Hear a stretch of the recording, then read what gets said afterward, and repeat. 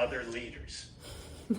I have found that in life there are two ways to learn things. You can learn by your own trial and error, and I've had a lot of that. Sometimes it's painful, sometimes it's exhausting. Sometimes you run down the wrong route for miles and miles and miles before you figure out that it's the wrong route, and I've done that in Toastmasters in life.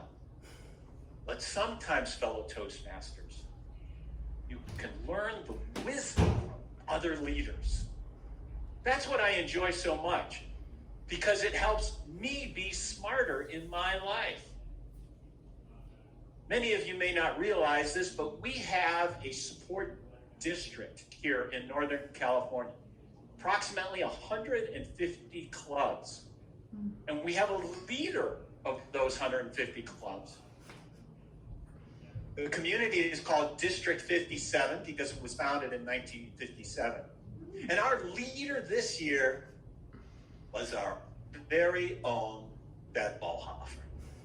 And today, Beth, coming to the end of her year as a district director, yes, will share some of the wisdom, some of the lessons that she has learned from this marvelous leadership experience.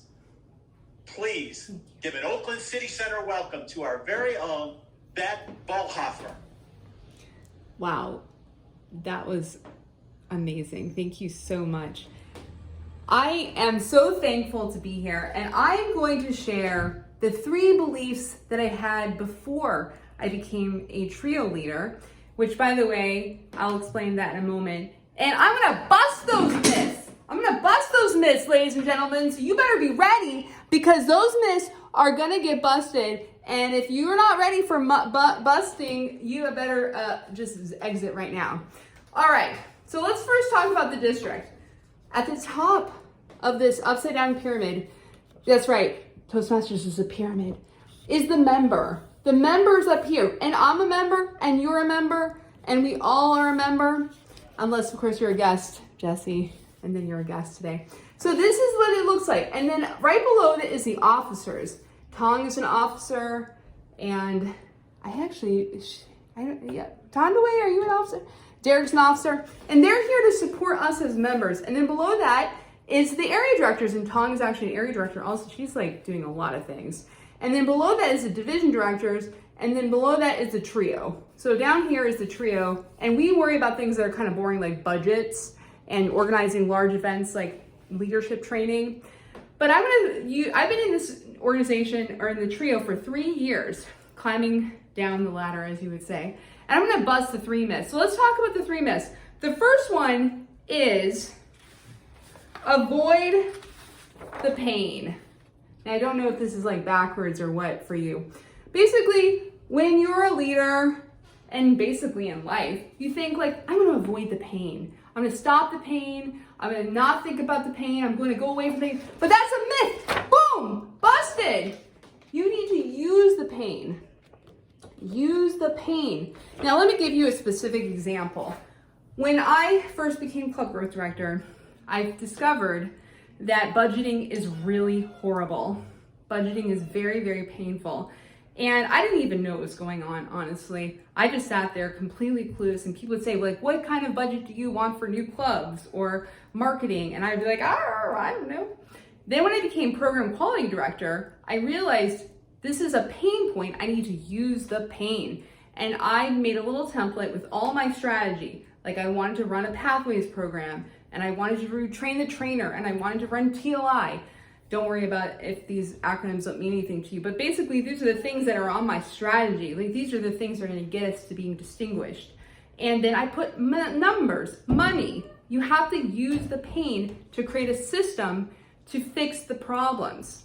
And so I did that. And then when I became district director, I used my little template, I expanded it, and I gave it to my club growth director and said, look, this is a way to make this easy. She was so thankful. I gave it to my program quality and said, this is what I used last year. You can tweak the numbers. It's so easy for you. And the budget was a breeze. Now, what are the ramifications of that? My regional advisor, who's like above our district, liked my budgeting thing so much, she had me come in and teach all the other district directors and trios how to do it. And now people are learning from this because I used the pain. I didn't run away from the pain. No, I ran towards the pain. All right, let's go to the second myth. You have to come up with lots of brilliant ideas. Woo, shiny, brilliant ideas, right? No! You as a district leader or a leader at all, you should not be coming up with any ideas.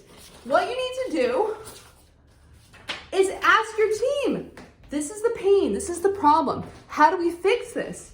I'll give you a specific example.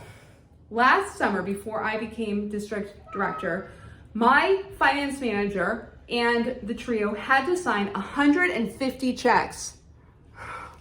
And then they had to be mailed. My finance manager was this pregnant. She was about to have a baby, like just in a few weeks.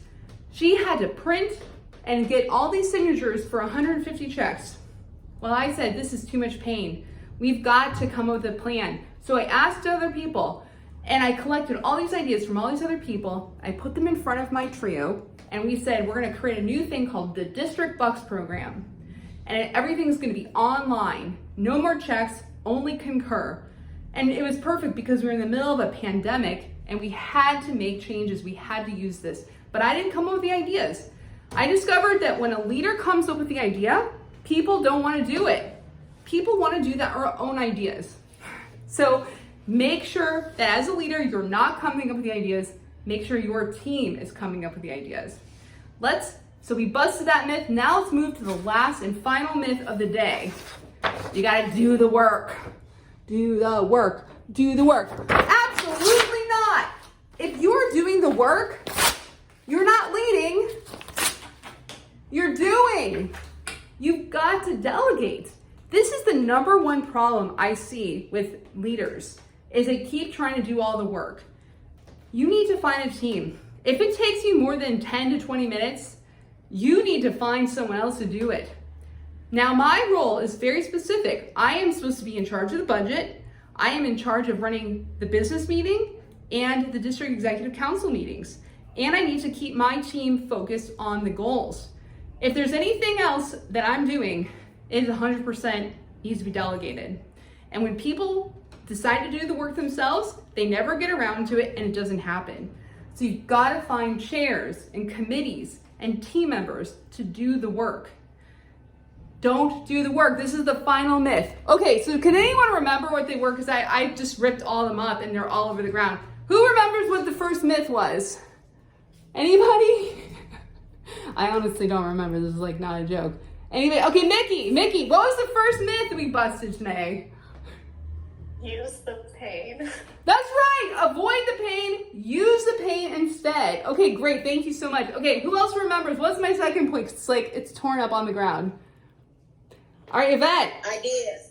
That's right. Don't come up with any ideas. Ideas are a myth. These leaders do not come up with ideas. Okay, third thing. It's on the ground. I don't know what it was. Do the work. All right. Don't do the work. Rip that work up. Give it to someone else. That's the 3 myths that I busted today. I hope you guys are all disabused of all your notions. And I hope that this has given you some gumption to go out and do the leadership and have some fun. Back to you, Madam Toastmaster, or Mr. Toastmaster, Michael Mataro.